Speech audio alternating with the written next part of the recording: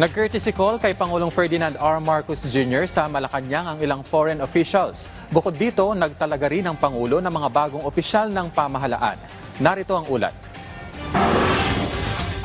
Sa patuloy na pagsulong ng Pilipinas sa larangan ng diplomasya at pamamahala, malugod na tinanggap ni Pangulong Ferdinand R. Marcos Jr. si Slovenian Vice Prime Minister at Minister of Foreign and European Affairs Tanja Fajon sa Malacanang. Ipinahayag ng Pangulo ang pasasalamat kay Vice Prime Minister Fajon sa pagdala ng unang embahada ng Slovenia sa Timog Silangang Asya, partikular sa Maynila. Gate niya, magsisilbing daan ito para sa mas malalim na kooperasyon sa pagitan ng dalawang bansa, partikular na sa larangan ng kalakalan at pamumuhunan. Tinalakay din ng dalawang opisyal ang Loss and Damage Fund kung saan napili ang Pilipinas bilang board. Malaking bagay daw ito para sa Slovenia at Pilipinas, partikular na sa pagtugon sa mga epekto ng climate change.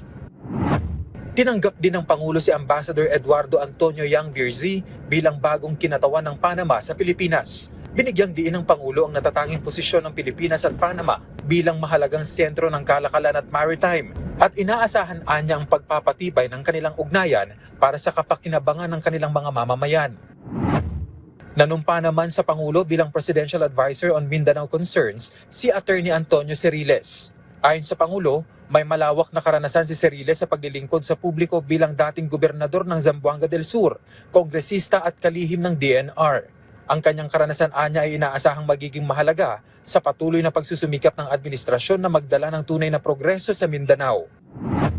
Kaugnay niyan, formal na ring naitalaga bilang Interim Chief Minister ng Bangsamoro Transition Authority si Abdul Rauf Makakwa. Matapos ang kanyang oath-taking, tiwala ang Pangulo na may pagpapatuloy ni Makakwa ang mga progresong naitatag na ng pamahalaan sa BARM. Dagdag pa ng punong ehekutibo, dumating sa isang kritikal na panahon ng pamumuno ni Makakwa habang naghahanda ang rehiyon sa kauna-unahang parliamentary elections. Natitiyakin daw na magiging maayos ang transition para sa matibay na kinabukasan ng mga mamamayan sa rehiyon. Kenneth Pasyente, para sa Pambansang TV, sa Bagong Pilipinas.